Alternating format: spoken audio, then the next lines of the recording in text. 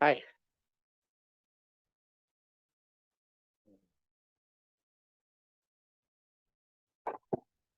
Can you hear me? I can't hear you. Hi, Rabbi Hofer. Can you Hi. hear me? Yes. Okay. Hi. Ellie gave me thumbs up. Okay. Let me put the more on screen.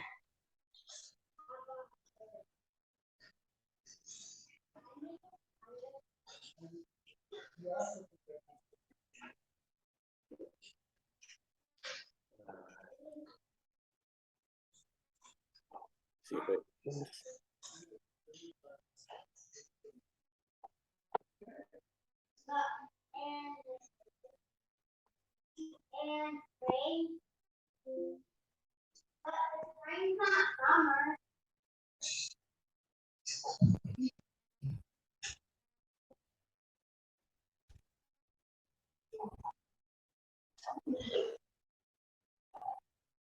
Okay.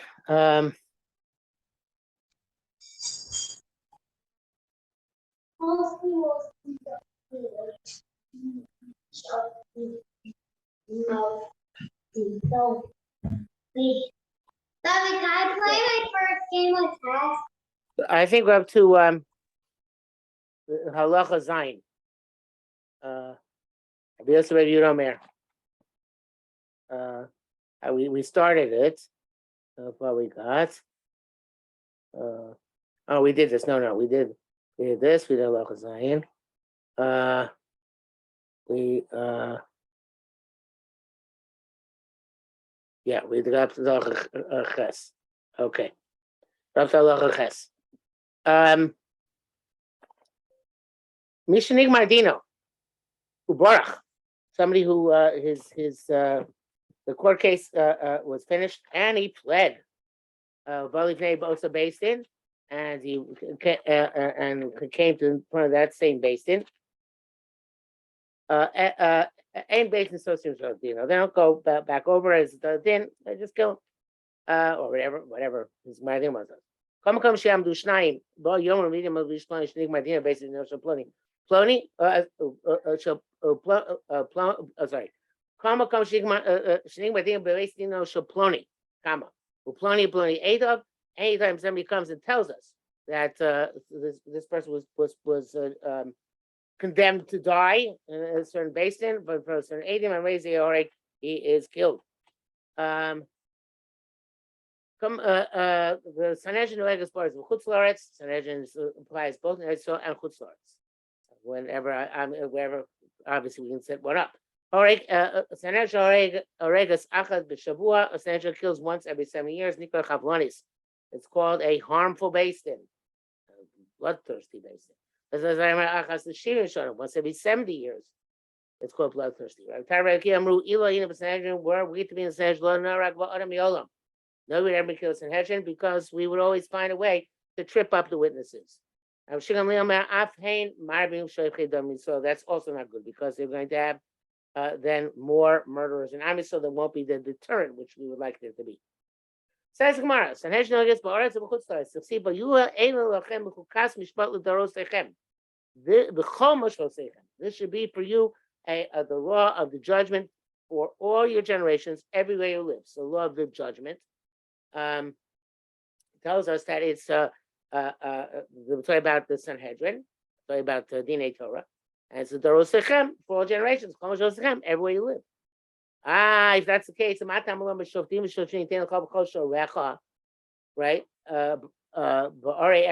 It sounds like it's only in the cities of Israel, because Kol Sharecha means your Sharim, which belong to you, which presumably means Eretz Yisrael. So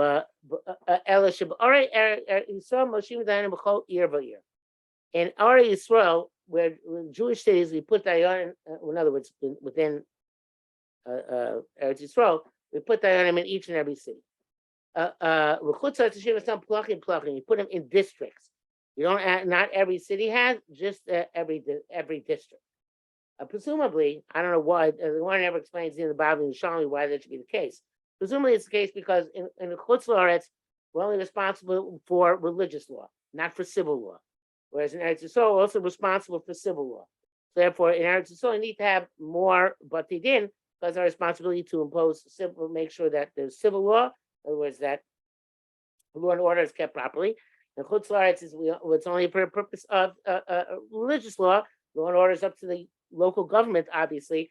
Therefore, we only need it by district, so there's be a Sanhedrin easy access for questions of religious law. Tiny Rabbi Stoy B'Yani Amar Mitzvah Kol Shevet She'Dana Shivto. This is for every shevet that should judge its own shevet. Steve Shoftim Shoftim Shoftim Tein L'Chol B'Chol Sherecha Asher Hashem L'Kech L'Nosein L'Chol L'Ishpotecha. So to your tribes. And in fact, Maseches Horios is all about. A lot of it is about. What happens with the. Not even a lot of it. Some of it.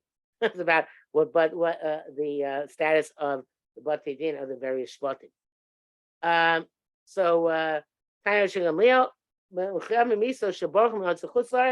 Unique halacha, which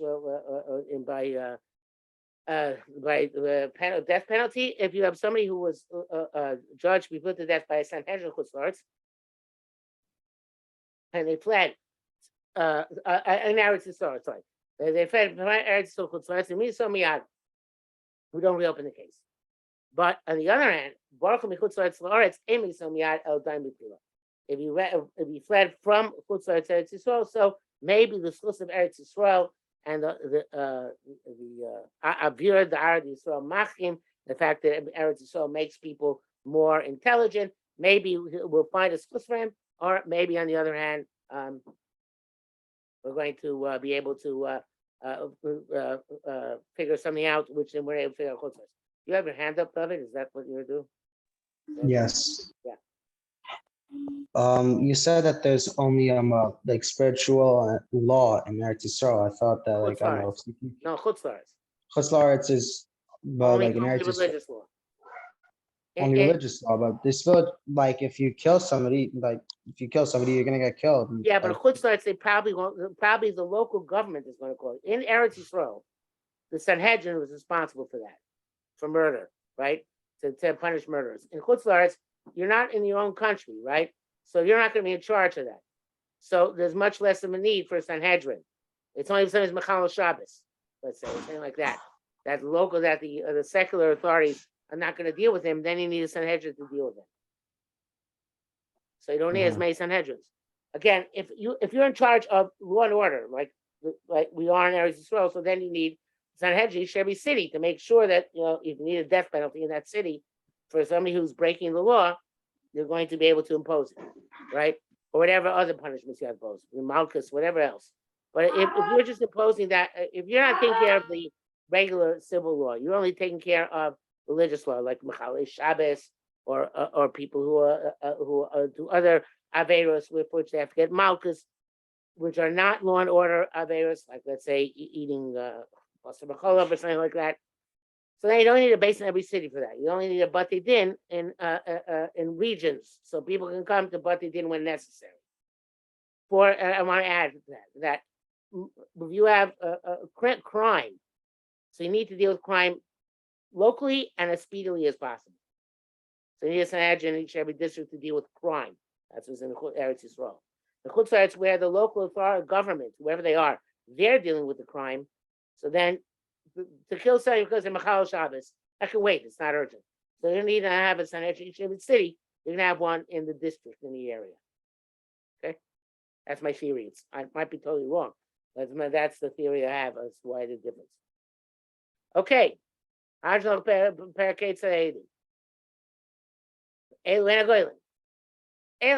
people going to goes.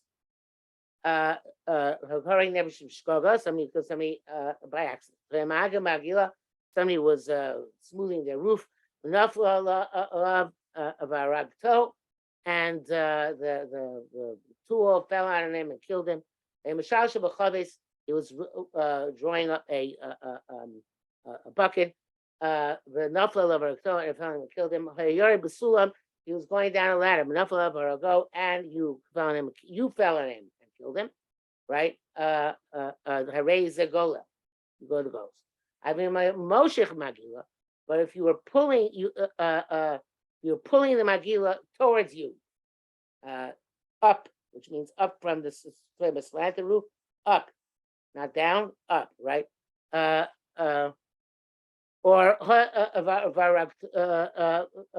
varakto, but you were not lowering the buckets, but you were raising the buckets. Barakto killed him. Ola b'sulam, you're going up the ladder enough, Allah Barago, and fell him and killed him. I raised the Gola. He doesn't go to ghost.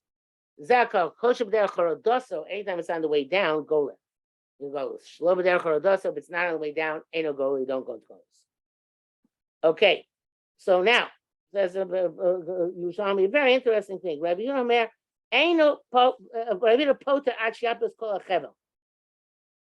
it's only if the rope slips out of your hand completely that you're going to Golos. But as opposed to if it snaps. If the rope snaps, then you're honest and you don't have to go to Golos. So this is not, the best of my recollection, Bobby doesn't say anything about this, right? It's only if the rope falls out of your hand, slips out of your hand, that was careless enough that you consider shogeg. Of course, it wasn't deliberate, but it was shogeg. But now you're going to Golos. If the rope snapped, and I'm assuming he wasn't afraid or anything like that, so then you consider being honest and you don't go into Golos on that account. Okay? Rabbi Shimon Poter, Ad sheyatir kol machlatzon. The 1 second. What?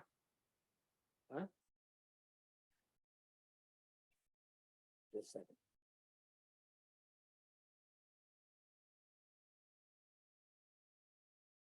Okay.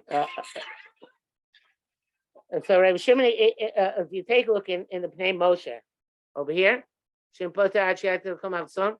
Machlatzon gankin kli hu shasu tov butit. It's a also like our Mishnah is talking about a tool which you use to press down pitch or cement. Who came Magila? It's like the Magila which is mentioned in the Mishnah. Kanam perik kal moed cotton. Osi make gag kuli shovin estokim Magila so Magila biyad v'regel. Below mechlatzayin. Vukli eitz osi kain regel. It's a wooden vessel which looks like a shoe. I don't know, whatever that is. Shadoka maziba, you push it down on this roof. You start to close the cracks. Yeshu masuun, Yosef Magila, evidently it's a more a professional, it needs more professional than a Magila. So here too, Rabbi Shimon, not Rabbi Yehuda, Rabbi Shimon says, Poiter achiyates kol machlatzon. Okay, you have to drop the entire tool in order to be considered to be chayav golos. If the tool breaks in your hand, you're honest and you're not chayav golos. It's a similar idea. So the Gemara says, "My damar." Now it says here Rabbi Shimon, but the korban ha'eda. Yeah, but you have to be quiet. The korban ha'eda. It says here, "My damar Shimon b'silas my damar Rabbi Shmita Samachal Tzon." The korban ha'eda, whose parish is not on the page, on the back of the Gemara. And for some reason, in most of Masechet Yerushalmi, the korban ha'eda, yes, I'm giving a share. Okay, the korban, my granddaughter, yeah. In most of the Masechet Yerushalmi, the korban ha'eda is on the side of the Gemara. It's on the inside. Pnei Moshe is on the outside. For some reason, Makkos, he didn't make it to the page side of the page, so the korban ha'eda is on the back, in the back here. So korban ha'eda says here, he changes my damar b'shim b'sitzem, my damar b'yehuda b'shita samachal is to, he changed just to, okay. We just changed his names to my damar Rabbi Yehuda because of Chevel, my damar Rabbi Shim b'shmita samachal. It's not a big deal. He just switches names, and basically what he's saying is that they're both saying the same thing. In other words, what one of them said in the scenario of the rope, the other one's saying in the scenario of the tool for smoothing a roof. But they're both saying the same thing. There's a difference between ones and shogeg. And you only go to goes for shogeg, not for ones. Okay, so that is, they're both saying the same thing. It has to be that it was a shogeg, but there has to be some carelessness in shogeg. If it's ones, there's no carelessness whatsoever. So then we're saying that you're partial. You don't go to goes. Now I want to add to that. If you don't go to Golos, means the Goel Adam can't come after you. There's certain things where you don't go to Golos and the Goel Adam can't come after you. If you're Karv Lamezi. But if you're honest, and then you're stuck because you don't go to your mikvah, and the Goel Adam can get you. But if you in these cases over here, since he was an onus, so the Goel Adam can't go after him, and he doesn't have to go to your mikvah, and the Goel Adam doesn't go after him. Okay. Rabbi Yirmiyah, boy, kumi Rabbi Abo. Rabbi Yirmiyah asked for the following question: How you were doing the Magila, and you were doing it out from you, which is derech Yerida, going out from you, right? And all of a sudden, Votialos Rosho, another guy popped his head up on top of the roof, and v'ticholo, and he and you smacked him in the head. So what's his halacha? So Amalei hi aliyah hi Yerida. Same thing going up, same thing coming down. Okay, so what was the simple shot? It seems to be that it was difficult to say simple shot, but the simple shot seems to be let's look in the Bnei Moshe for what quote unquote the simple shot here. He says, so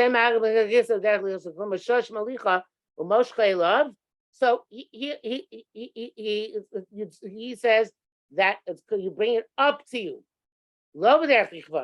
Oh, the zel nam asisin the chayv kid parishis.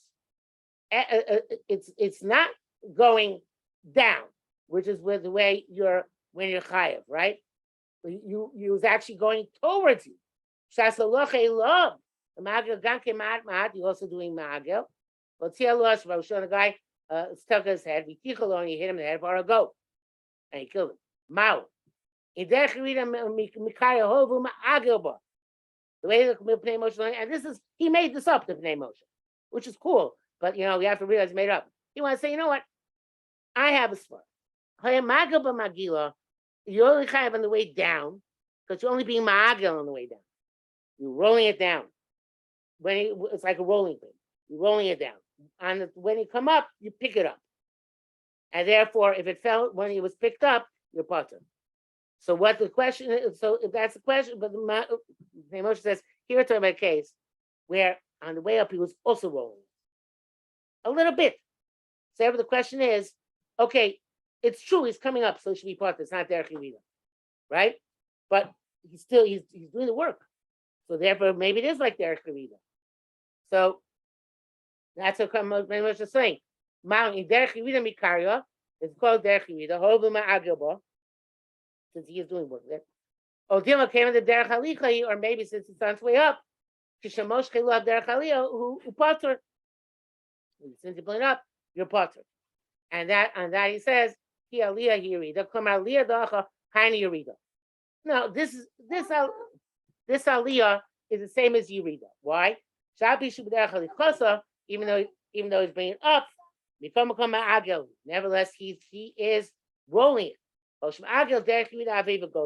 And anytime he's rolling, it's considered to be derech Yerida, and he's goyim. So Bnei Moshe just made up a tremendous chiddush. Not a Bali, not explicit in Yerushalmi, but he made it up, and that's cool, as I said, which is that really the issue of derech Yerida versus the derech halacha is that derech Yerida you're doing the work. Derech halacha you're not doing the work. When you bring it back. So what happens if you're doing work? Also derech halacha, and that Bnei Moshe says, going the way in terms of going, that's the case. It doesn't make a difference if it's derech aliyah, derech Yerida, because as long as you're working at the time, you were careless, you're chayav. Okay. According to Moshe, it's not a question of going up or down. It's a question of whether you're working or not working. If you're working and you let it slip, you're careless. If you weren't working and it slipped out somehow, it's not your fault. Okay? So you be honest. You have to take it to the kitchen. Ask somebody there. Okay? Okay, but so that is, yes, David. If anything, you'd be more paying attention more if you're working because they need just like be more attentive. Right, I agree with you. More, like zoned in. Right, and that's in fact nobody else learns like this. Pnei Moshe. Most people learn that derech Yerida as they do with whether you're working or not. Just that derech Yerida is more liable than derech Aliyah. It's nothing to do with whether you're working or not working when you're doing it. So yes, so there is a but there's a fascinating interpretation here of the Shari Torah Eretz Yisrael, and let me bring it up on screen. Well, the potential has like a point, but then like at the same hand, like he still has like a big issue. I'm sorry. Like the potential, like it makes sense like that if you're doing work and not doing work. Like the concept makes sense, but like Derek Ali and Derek Does have that svara? Does one of the like it's a good spar, but it's not logical. Yeah. Okay. That's what I know that mean. he has that svara.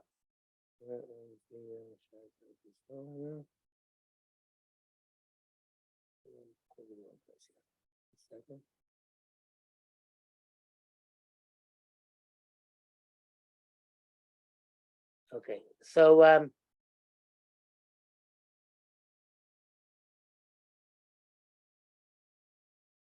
thought the shot is so there's beer.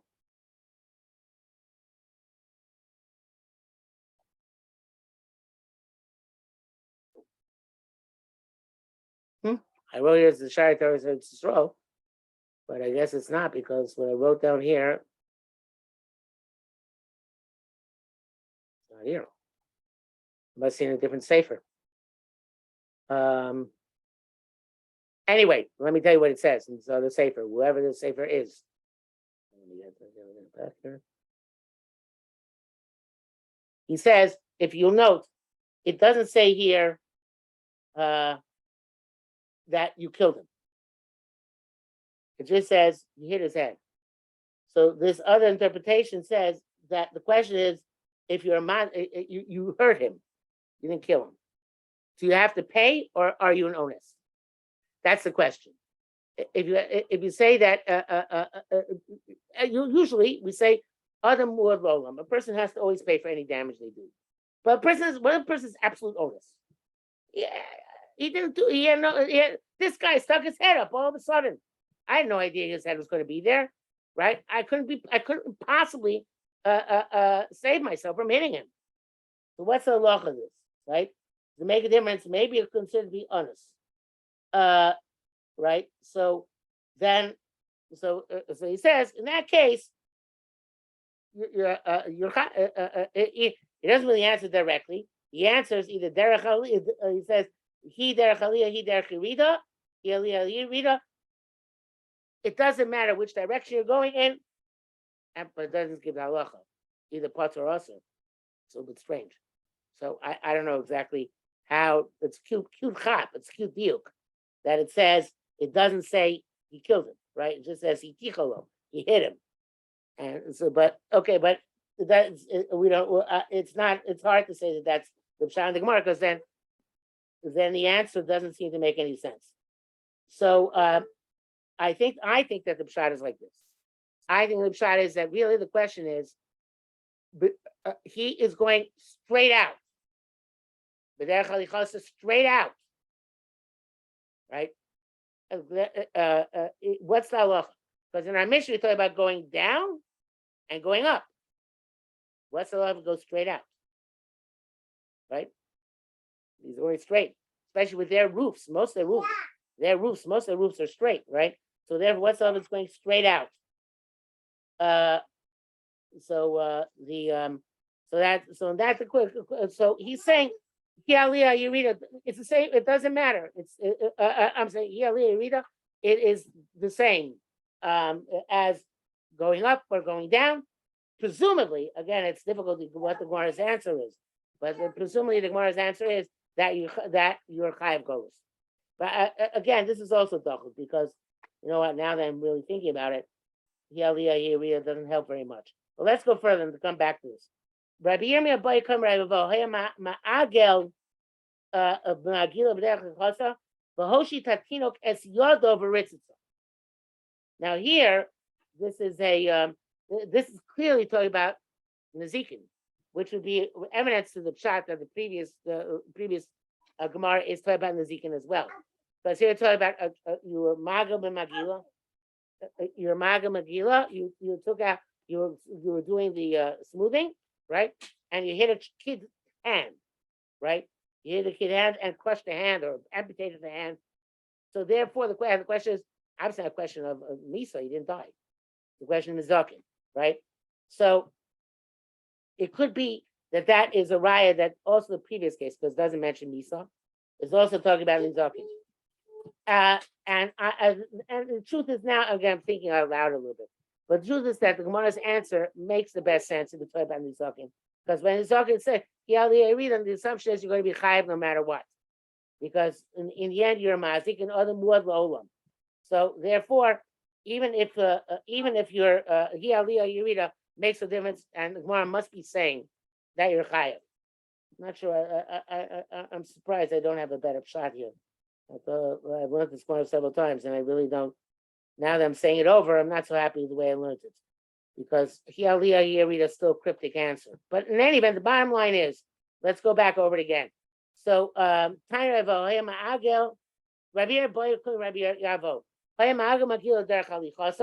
was going out with his magela, or he was coming back in. Doesn't make a difference, but it does make a difference. He was coming back in, right? That's the way Pnei Moshe learns it. It's coming back in, right? And it's still considered to be derech Rita because he was working.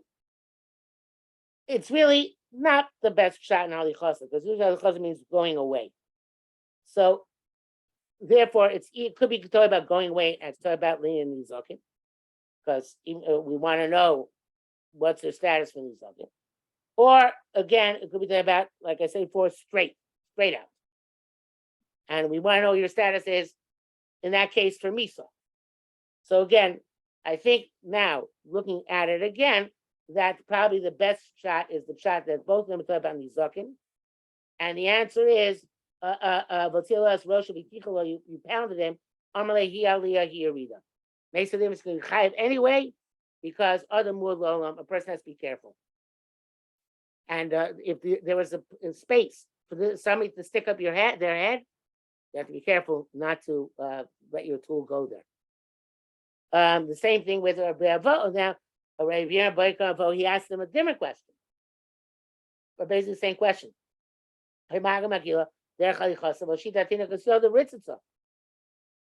What's the status? Amarle, Rabbi Avo got a little bit annoyed with him. He said, "Trachtabo, you're bothering me again. Why be matriach me? I already told you, he aliyah, he yerida. Makes no difference. You're chayiv no matter what, because in the zakin, you're chayiv. It doesn't make a difference. Derech aliyah, derech yerida. In the zakin, you're always chayiv. Again, because the concept of adam muad liolam. Person always has to make sure he's not going to damage. Okay. All right, that was a little bit of a rough Gemara. Let's see if we can, whether the next one is any easier. Nishmar Barza Mikito. If the meadow flew off the axe handle, Barag, and killed Rebbe Omer Eno Goyla. Rebbe holds he's that's not the shogeg which is being discussed in Torah. Chacham said that is the shogeg of the Torah.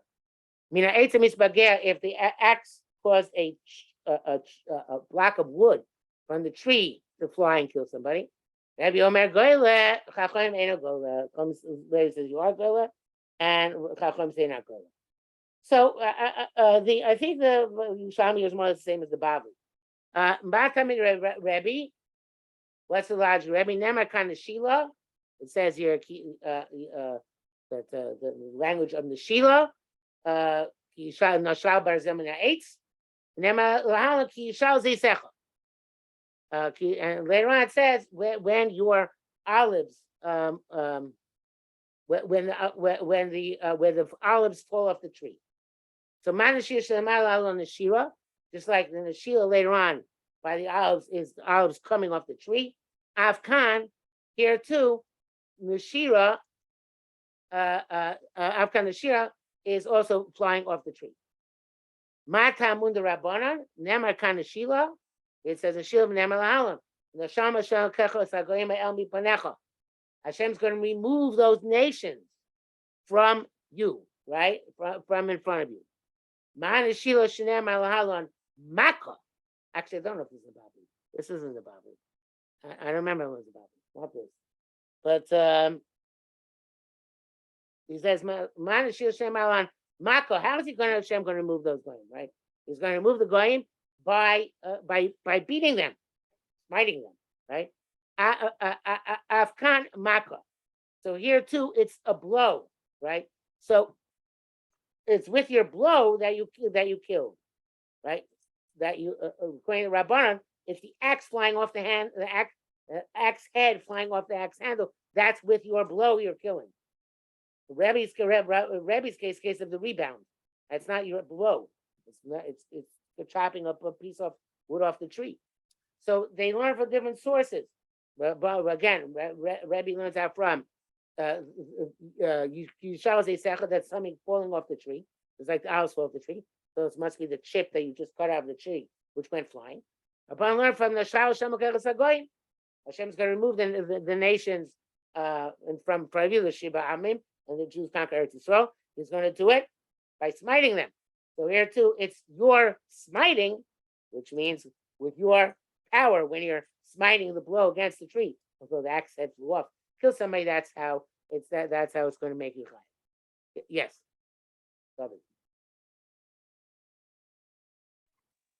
By the beginning of the Mishnah, it's a little observation. It's a bigger chiddush than Mina Eitzim is Bakea, because it's almost like if I punch a window with my hand versus I hitting a baseball bat with like hitting a ball, and then the ball hits the glass. It's one is you could it's almost like the base, like with your hand, it's like the iron, like it's just directly hitting the person. But if you do it with like if it Mina Eitzim is Bakea, it's like flying off from the tree, hitting somebody else. Just like if it, like it's a bigger chiddush that you'd be hot and that you'd go to Gullus from Mina Eitzim is Bakea. That's true. So but I would say that perhaps it's not specified here, but Rebbe would say that if the case of Nishma Basil Mikito is Korv Lamezi, and that's where it doesn't go to Golos, right? And Rabbanan would say the case of Rebbe that is that in the case where the block comes out of the tree, it's Korv Laonis, and that's the way you wouldn't go to Golos. So they are basically arguing where each one holds the other person's case wouldn't go to Golos, but for a different reason. Obviously, your direct force is more of your responsibility than what comes indirectly because you hit something and something else flew out. So I think that's the question here, which they're discussing.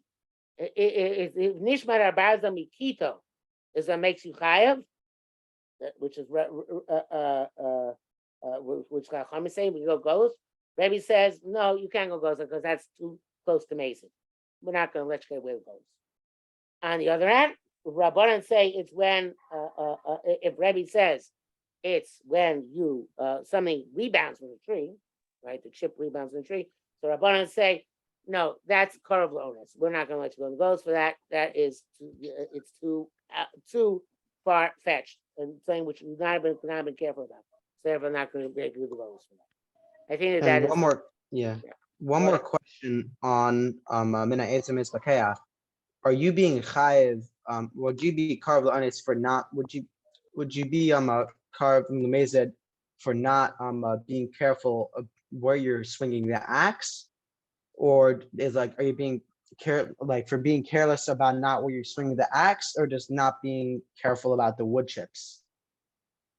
What are you being? I think it's not being careful about the wood chips. They should have provided some sort of a safety net for the wood chips of some sort. They should have made sure. No, it's a good question you're asking. I'm not 100% sure. No, I don't know. Maybe no. Now that I think about it, maybe it's the other way around. Maybe I think you should be more careful how you aim your axe, because perhaps there's a better way to aim your axe, which not could produce those kinds of chips.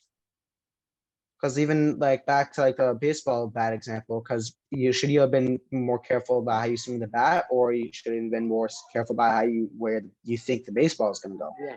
I think it's, Obviously, the baseball is going to be directing obviously the bat is going to be directing where the baseball is going. yeah, I think like it's X. more the question of the technique. Now I think about it, I think it's more the technique.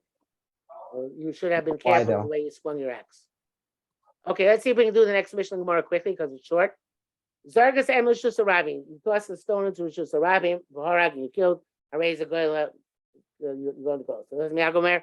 Imishiyotza Sa'ebim Yoda, but Tialos Rosh of Kibla, Harei Zeh Potter. So if you toss the stone out first, and then the guy will put his head out, then you're potter. So this Mishnah is evidence that the Gemara we learned earlier is probably about nezek and not about where you killed him, because it's explicit Mishnah, right?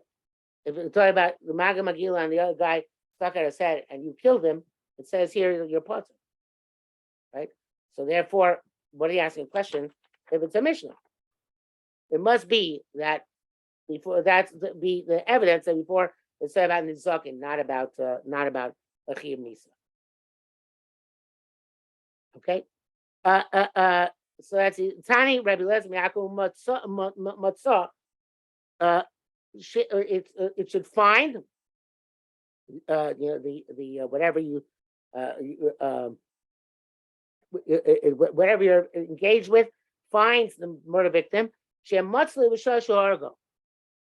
It should be that it's there at the time the person was there at the time you killed him. Now, of course, he's there at the time you killed him because otherwise he wouldn't be dead.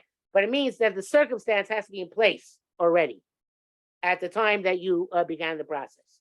Okay, so in other words, it has to be matzla really b'shashu zarko. When he's throwing him or throwing the rock, the guy is already there. Otherwise, it's not umatzah. Umatzah means it sounds like there's something there to be found. So that would mean that there's already something there, and that's why if this guy came afterwards and stuck his head out, he would be potter. So, but I want to ask another question. Maybe it shouldn't be potter. Does he have permission to throw a rock into a shus harabim? Maybe it's considered to be even nobody's present. It's a shus harabim. What right does he have to throw stones? Maybe it's always considered matzui, because since people are always walking there, the public thoroughfare, maybe it's always going to be chayav. So he says, very big chiddush. She says it's like one of the rare cases in which you have permission to throw stones to shus harabim. Which one of them is when your wall is wobbly, rickety, and you need to break it down in order to rebuild it. So then you have reshus to break it down into shus harabim, because you have no choice, and build it up again. So that's the case. Here could be talking about a case where he had reshus, and therefore, if he looked around and saw nobody was there, he was entitled to knock his wall down. But it happened to be somebody came along. So that we're saying is potter. But in regular circumstances, according to this, if you toss a stone randomly and it's just a rabbin, you'll be put in the galus because you have no right to throw the stone. And that in of itself was enough to put you in galus. Okay, we have less than a minute left, so say goodbye. And Mitzvah Shem in 2 weeks, because next week is Tisha B'Av. Okay? And we should take care and have an easy and meaningful fast.